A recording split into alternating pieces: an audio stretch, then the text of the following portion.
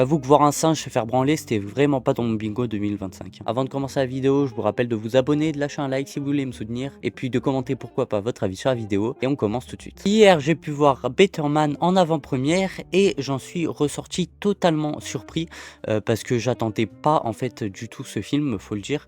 Je voyais des bonnes critiques dessus, mais je me disais bon ok ça va être un biopic assez marrant, assez sympa, assez fun, mais rien de très spécial. Et au final, c'est une vraie œuvre d'art et franchement, je suis très content de ma séance. Ce qui rend le film assez spécial, c'est que c'est un biopic sur Robbie Williams, avec Robbie Williams en tête d'affiche tout simplement. Donc forcément, ça va être assez ego trip, hein, mais c'est un film qui parcourt en fait toute sa vie avec sa vision du monde et avec sa vision des choses et même sa vision de lui-même.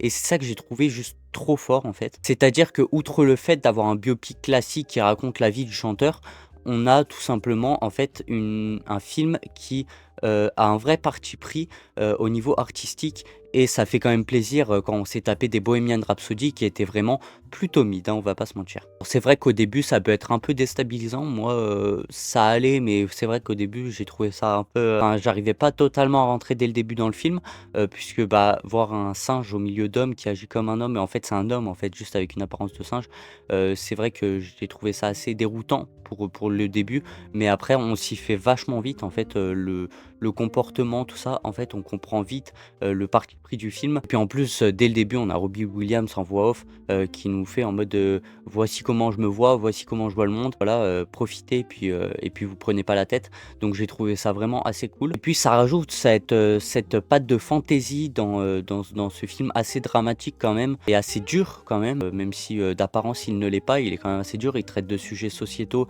et de sujets personnels assez compliqués. Et c'est vrai qu'il y a ce mélange drame fantasy qui en plus avec la comédie, le côté comédie musicale, parce que oui c'est clairement une comédie musicale, il se marie parfaitement en fait, ça se marie parfaitement ensemble et c'est juste trop cool. Pour parler des moments musicaux par exemple, j'ai trouvé ça trop bien, comment c'est un mélange de, comme c'est la vision de Robbie Williams, c'est un mélange en fait de ce qu'il y a dans sa tête et de la fantaisie de la comédie musicale entre guillemets, hein, où il y a tout le monde qui chante en même temps et cetera. C'est pas comme Joker 2 où là ça se passait que dans sa tête et c'était vraiment un défaut du film que ça faisait pas avancer l'histoire et cetera. Là, c'est vraiment quelque chose qui sert, qui est cohérent avec le reste du film grâce à ce fameux parti pris artistique. En parlant des moments musicaux d'ailleurs, la mise en scène est très sympa. Pendant les moments musicaux, c'est vrai que je m'attendais à mieux. En fait, je m'attendais à rien à la base, hein, parce que voilà, mais en voyant le film, hors moments musicaux, la mise en scène était quand même excellente et vachement inspirée en fait. Il y a beaucoup d'idées, mais c'est vrai que pendant les moments musicaux, un petit peu moins peut-être. Pourquoi je ne sais pas, même s'il y a quand même, pas mal d'idées. C'est vrai que ça reste tout de même assez classique, j'ai l'impression, même au niveau de la photographie. En fait, j'ai l'impression que les moments musicaux sont moins bien que, au niveau, artistique, au niveau, mise en scène, au niveau photographie, que les moments simples, on va dire. Donc j'ai trouvé ça assez dommage, tu vois? Ça m'a un peu dérangé, mais ça allait finalement puisque les musiques étaient quand même cool, hein, elles étaient bien amenées, bien mises en scène et cetera. Mais sinon niveau, moments qui m'ont le plus marqué, niveau mise en scène, j'en pense à 3 peut-être en particulier. La première, bon c'est assez classique, mais on sent vachement la pression que Robbie Williams ressent en fait. C'est quand il est sur scène et qu'il voit d'autres lui en fait, bon c'est des singes, mais bon comme il se voit comme un singe, on le voit en singe et cetera, mais qui voit d'autres lui dans le public à chacun de ses concerts, je crois en plus. Au début, tous les autres lui le menacent, il voit ça comme une menace et en fait c'est lui du passé, donc il est clairement pas réconcilié avec son passé, il essaye de vivre le moment présent et pour oublier son passé, il prend de la drogue et cetera. Et à la fin quand il se réconcilie avec son passé, il y a tous ces lui donc du passé qui se lèvent et qui lui sourient et j'ai trouvé ça trop bien en fait, la manière dont c'est amené et la manière dont pendant tout le film, on se dit: «Comment il va se débarrasser d'eux?» en fait. Donc voilà, je trouvais ça assez sympa. Deuxième scène qui m'a marqué au niveau mise en scène, c'est la scène où, sa femme, découvre que Robbie la trompe et donc il est enfermé dans les toilettes et là j'ai eu du mal à comprendre, mais en fait on voit une sorte de liquide sortir du sol et après il y est plus, il y a pas vraiment d'explication, enfin c'est tout dans la tête de Robbie Williams bien évidemment, mais j'ai trouvé ça assez sympa et assez déroutant comme scène, où vraiment l'angoisse est présente encore une fois. Et en plus juste après, il y a l'autre scène qui m'a fortement marqué niveau mise en scène, de ce film, c'est la scène où donc il court après sa femme, sa copine, et qu'elle lui claque la porte au nez et puis qui tombe dans les escaliers et il fait une chute assez longue quand même, à travers le trou des escaliers, on va dire ça comme ça. À ce moment-là, il tombe et après il commence à sourire et il y a plein de je sais pas si c'est des plumes ou des fleurs, j'ai pas bien regardé, qui sont autour de lui et genre qui ça fait comme si ça amortissait sa chute, mais en fait pas du tout, ça amortit pas du tout sa chute, hein. Et j'ai trouvé que ça résumait parfaitement le film dans le sens où en fait tout le film c'est une chute très très longue sous couvert de strass et de paillettes qui résume en fait la célébrité. Et en fait il a l'impression que c'est le rêve, que c'est l'idylle, alors que c'est juste une descente aux enfers. Et j'ai trouvé ça assez cool et c'est quand même assez surprenant en fait d'avoir ce parti pris de la part de Robbie Williams, de se dire de je vais déconstruire mon personnage et je vais montrer une certaine réalité assez dure des choses.